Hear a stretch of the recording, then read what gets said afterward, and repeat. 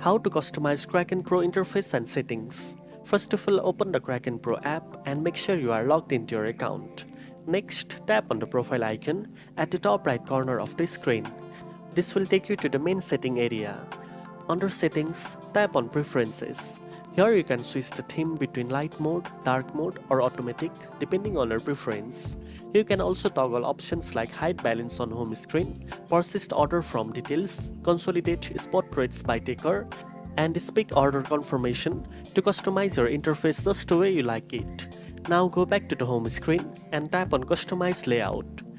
Here you will find toggles for portfolio overview, categories, market list and spark lines. You can turn each one on or off to show or hide them from your main interface. If you want to personalize your trading screen even further, tap the trade button and select customize layout again. You will now see 3 containers, each with different toggles.